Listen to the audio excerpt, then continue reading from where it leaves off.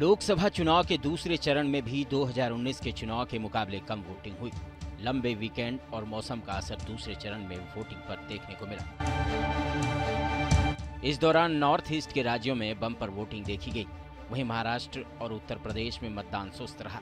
यदि आंकड़ों की बात करें तो दूसरे फेज में 13 राज्यों और केंद्र शासित प्रदेशों की 88 सीटों पर कुल 67.98% वोटिंग हुई। त्रिपुरा में सबसे ज्यादा करीब 80% वोटिंग हुई। महाराष्ट्र में 59% और बिहार में 57% मतदाताओं ने वोट डाले। उत्तर प्रदेश में सबसे कम करीब 54% के आसपास मतदान हुआ।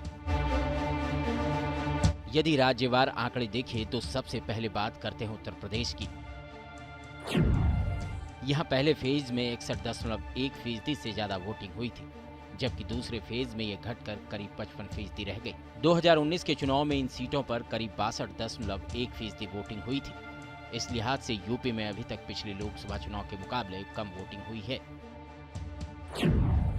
बिहार में पहले फेज की 4 सीटों पर सिर्फ 49.26% वोटिंग दर्ज की गई थी। 2019 के मुकाबले ये करीब 4% कम रहा था। दूसरे चरण में वोटिंग तो बढ़ी, लेकिन पिछले लोकसभा चुनाव से ये कम ही रही। सूबे में दूसरे चरण में 5 लोकसभा सीटों पर कुल 58.58% मतदान हुआ। सबसे अधिक कटिहार में 64.6% और भागलपुर में सबसे कम 51% मतदान हुआ।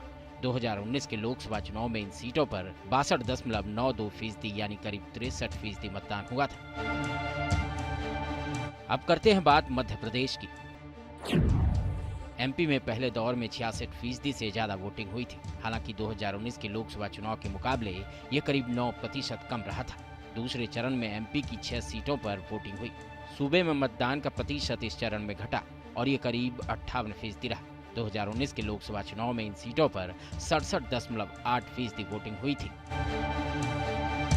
अब बात करते हैं एक और बड़े सूबे महाराष्ट्र की।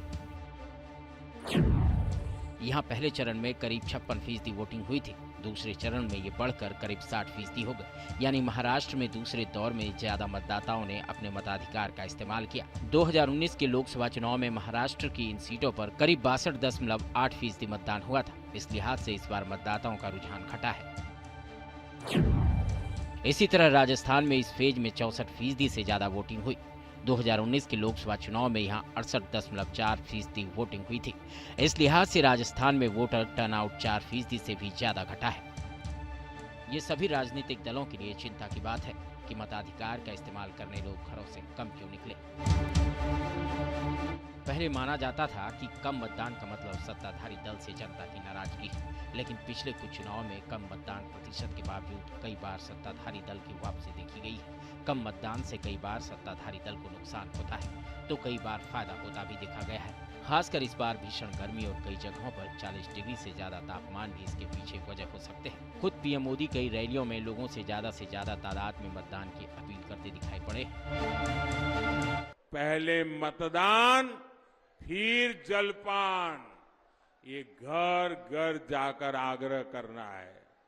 घर घर जाएंगे, मतदाताओं को जगाएंगे, मेरी बात पहुंचाएंगे, ज्यादा से ज्यादा मतदान करवाएंगे। दूसरे चरण की वोटिंग के साथ ही 11 राज्य और 3 केंद्र शासित प्रदेशों में लोकसभा की सभी सीटों पर वोटिंग पूरी हो गई। जहां वोटिंग पूरी हो गई उन राज्यों में राजस्थान, तमिलनाडु, केरल, अरुणाचल प्रदेश, मणिपुर, मेघालय, मिजोरम, नागालैंड, सिक्किम, त्रिपुरा, उत्तराखंड शामिल है। इसके अलावा 3 केंद्र शासित प्रदेश अंडमान निकोबार, लक्षद्वीप, पुदुचेरी में भी वोटिंग पूरी हो गई है।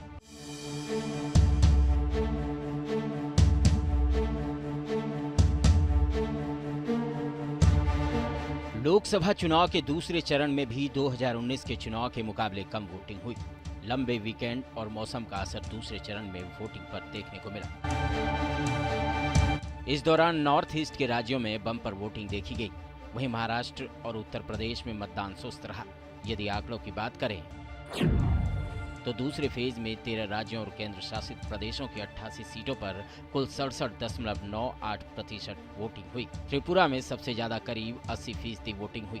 महाराष्ट्र में 59% और बिहार में 57% मतदाताओं ने वोट डाले। उत्तर प्रदेश में सबसे कम करीब 54% के आसपास मतदान हुआ। यदि राज्यवार आंकड़े देखें तो सबसे पहले बात करते हैं उत्तर प्रदेश की। यहाँ पहले फेज में 61.1% से ज्यादा वोटिंग हुई थी, जबकि दूसरे फेज में ये घटकर करीब 55% रह गई। 2019 के चुनाव में इन सीटों पर करीब 62.1% वोटिंग हुई थी। इस लिहाज से यूपी में अभी तक पिछले लोकसभा चुनाव के मुकाबले कम वोटिंग हुई है। बिहार में पहले फेज की 4 सीटों पर सिर्फ 49.26% वोटिंग दर्ज की गई थी। 2019 के मुकाबले ये करीब 4% कम रहा था। दूसरे चरण में वोटिंग तो बढ़ी, लेकिन पिछले लोकसभा चुनाव से ये कम ही रही। सूबे में दूसरे चरण में 5 लोकसभा सीटों पर कुल 58.58% मतदान हुआ। सबसे अधिक कटिहार में 64.6% और भागलपुर में सबसे कम 51% मतदान हुआ। 2019 के लोकसभा चुनाव में इन सीटों पर 62.92% यानी करीब 63% मतदान हुआ था। अब करते हैं बात मध्य प्रदेश की। एमपी में पहले दौर में 66% से ज्यादा वोटिंग हुई थी। हालांकि 2019 के लोकसभा चुनाव के मुकाबले ये करीब 9% कम रहा था। दूसरे चरण में एमपी की 6 सीटों पर वोटिंग हुई। सूबे में मतदान का प्रतिशत इस चरण में घटा और ये करीब 58% रहा। 2019 के लोकसभा चुनाव में इन सीटों पर 67.8% वोटिंग हुई थी। अब बात करते हैं एक और बड़े सूबे महाराष्ट्र की। यहाँ पहले चरण में करीब 56% वोटिंग हुई थी। दूसरे चरण में ये बढ़कर करीब 60% हो गई। यानी महाराष्ट्र में दूसरे दौर में ज्यादा मतदाताओं ने अपने मताधिकार का इस्तेमाल किया। 2019 के लोकसभा चुनाव में महाराष्ट्र की इन सीटों पर करीब 62.8% मतदान हुआ था। इस लिहाज से इस बार मतदाताओं का रुझान घटा है। इसी तरह राजस्थान में इस फेज में 64% से ज्यादा वोटिंग हुई। 2019 के लोकसभा चुनाव में यहां 68.4% वोटिंग हुई थी। इस लिहाज से राजस्थान में वोटर टर्नआउट 4% से भी ज्यादा घटा है। ये सभी राजनीतिक दलों के लिए चिंता की बात है कि मताधिकार का इस्तेमाल करने लोग घरों से कम क्यों निकले। पहले माना जाता था कि कम मतदान का मतलब सत्ताधारी दल से जनता की नाराजगी है, लेकिन पिछले कुछ चुनाव में कम मतदान प्रतिशत के बावजूद कई बार सत्ताधारी दल की वापसी देखी गई है। कम मतदान से कई बार सत्ताधारी दल को नुकसान होता है तो कई बार फायदा होता भी देखा गया है। खासकर इस बार भीषण गर्मी और कई जगहों पर 40 डिग्री से ज्यादा तापमान भी इसके पीछे वजह हो सकते हैं। खुद पीएम मोदी कई रैलियों में लोगों से ज्यादा तादाद में मतदान की अपील करते दिखाई पड़े। पहले मतदान फिर जलपान, ये घर घर जाकर आग्रह करना है। घर घर जाएंगे, मतदाताओं को जगाएंगे, मेरी बात पहुंचाएंगे, ज्यादा से ज्यादा मतदान करवाएंगे। दूसरे चरण की वोटिंग के साथ ही 11 राज्य और 3 केंद्र शासित प्रदेशों में लोकसभा की सभी सीटों पर वोटिंग पूरी हो गई।